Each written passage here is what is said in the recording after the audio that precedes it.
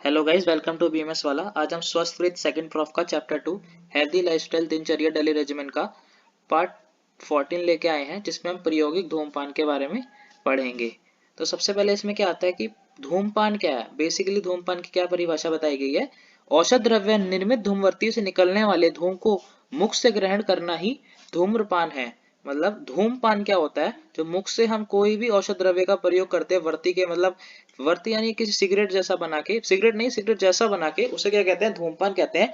यदि इस धूम को नासा छिद्र द्वारा ग्रहण किया जाए तो उसे नासापान के नाम से उल्लेख किया जाता है। अगर यही धूम यानी जो धुआं है उसको नासा से ग्रहण किया जाए तो उसे कहते हैं नासापान कहते हैं। सिर में स्थित अत्यंत दूषित कफ को निकालने के धूम्रपान श्रेष्ठ है। जो शर में हमारे जो कफ रहता है उसको निकालने के लिए धूम्रपान श्रेष्ठ बताया गया है। अब इसके भेद अलग अलग आचार्यों ने अलग अलग धूम्रपान के भेद बताए हैं। आचार्य चरक ने क्या बताया, दैनिक दिन में कौन सा यूज करना चाहिए, प्रायोगिक, और आवस्थिक में क्या बताया, स्नेहिक और विरेचनिक। आचार्य सुश्रुत जी ने क्या बताया, स्नेह दिन में यानी दैनिक में प्रायोगिक और आवस्थिक में स्नेहिक, विरेचक, कासघन और वामक। हमें बेसिकली प्रायोगिक धूमपान हमें पढ़ना है। क्यों? तत्र प्रयोगा स्वस्ते सतोपयोगः तत्र साधु प्रयोगिक है। ये प्रायोगिक धूमपान की परिभाषा से स्पष्ट होता है। 5 प्रकार के धूमपान भेद में से प्रायोगिक धूमपान की स्वस्थ व्यक्ति हेतु निर्दिष्ट किया गया, मतलब स्वस्थ व्यक्ति है उसका स्वास्थ्य बनाए रखने के लिए हमें क्या करना चाहिए, प्रायोगिक धूमपान का सेवन करना चाहिए।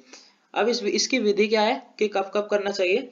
प्रसन्नचित होकर सीधे बैठकर हमें करना चाहिए। पहले श्वास प्रश्वास की प्रक्रिया को प्रकृत अवस्था में लाने के बाद ओष्ठ और दांतों की निवृत्त खुला रखकर, मतलब जो होठ और दांतों खुला रखकर करना चाहिए। मुख से ग्रहण किए गए धूम्र को मुख से ही निकालना चाहिए और नासापुट से ग्रहण किए धूम को भी मुख से ही बाहर निकालना चाहिए। मतलब धूम पर अगर नासा से हो या मुख से, हमेशा उसे कहां से, मुख से ही उसका धूम बाहर निकालना है, यानी धुआं। अब इसके काल कितने बताए गए हैं, धूमपान के 8 काल बताए गए हैं। चरक सूत्र 5th चैप्टर 33-35 श्लोक में बताया गया है। स्नान करने के बाद, वमन करने के बाद, दातुन करने के बाद, अंजन लगाने के बाद, भुक्त यानी भोजन करने के बाद, छींक आने के बाद, नशे के बाद और निंद्रा से उठने के बाद हमें धूम्रपान करना चाहिए। इसके टोटल 8 काल माने गए हैं। इन 8 कालों में वात कफ दोष की प्रधानता होती है, इसलिए प्रकोपित वात कफ के निर्धारणार्थ प्रायोगिक धूमपान का प्रयोग करना चाहिए। यानी वात पित्त को बेसिकली निकालने के लिए हमें प्रायोगिक धूमपान का प्रयोग करना चाहिए।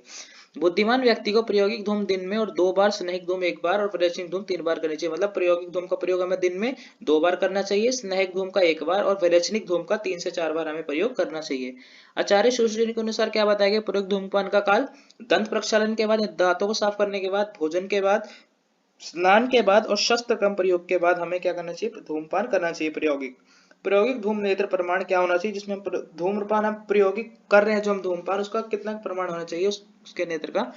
ये चरक सूत्र चैप्टर 49 से 53 श्लोक में बताया गया है। 12 अंगुल लंबा होना चाहिए, जो अग्रभागिनी आगे का भाग छोटा गुटली के समान होना चाहिए। त्रजु सीधा होना चाहिए, त्रिकोश वाला यानी 3 बल्ब होने चाहिए और 3 कर्वेचर होने चाहिए, 3 पर्व होने चाहिए। सुवर्ण रजत आदि द्रव्य से नेत्र का निर्माण कर, मतलब अच्छे जो मेटल से नहीं, वर्ण अच्छे वर्ण में दिखने वाले यानी सिल्वर वगैरह, इनसे हमें इसका निर्माण करना चाहिए। प्रायोगिक धूमपान के लाभ, इसके क्या क्या लाभ बताए गए हैं। इंद्रिय, वाणी और मन प्रसन्न होते हैं। केश, दांत, दाढ़ी, मूछ के बाल दृढ़ रहते हैं, टूटते नहीं जल्दी, और मुख सुगंधित और निर्मल होता है। आचार्य चरक जी के अनुसार क्या बताया गया है, उदर जत्रुगत व्याधियों का नियंत्रण, यानी जो हमारी उदर जत्रुगत है, जत्रु से ऊपर जितनी बीमारी आती है, शिरो की, कंठ की, ये सब हमें इससे हमें निवारण करता है। उदर जत्रुगट के सभी रोगों का नाश करता है, सिर में हल्कापन लाता है, कफ और वात दोष का शमन करता है। अब धूम्रपान वर्ज्य व्यक्ति, किस किस को धूम्रपान नहीं करना चाहिए, आचार्य सुश्रुत जी ने बताया। विरेचन के बाद, जिसका भी विरेचन उसको नहीं करना चाहिए। रक्तस्राव में, बस्तीकरण में, थकावट में, तृष्णावस्था में, भ्रम में, रात्रि जागरण में, स्नेह सेवन में, पित्तज विकृति वाले में, ग्रीष्म काल में और गर्भिणी काल में हमें नहीं करना चाहिए धूमपान। अब इसका मोड ऑफ एक्शन क्या है कि ये काम कैसे करता है धूमपान, जब हम इसका सेवन करते हैं तो काम कैसे करता है। व्हेन द धूमपान द्रव्य enlightened with this fire, it tendency to stimulate the respiratory centre present in brain stem. जब हम धूमपान द्रव्य का प्रयोग करते हैं तो हमारे ब्रेन में रेस्पिरेटरी सेंटर होता है, उसको स्टिमुलेट कर देता है। और उसकी वजह से क्या होता है, जो हमारी जितने रेस्पिरेटरी डिसऑर्डर्स हैं, जितने कफ की वृद्धि हो रही है, वो सबको बाहर निकाल देता है।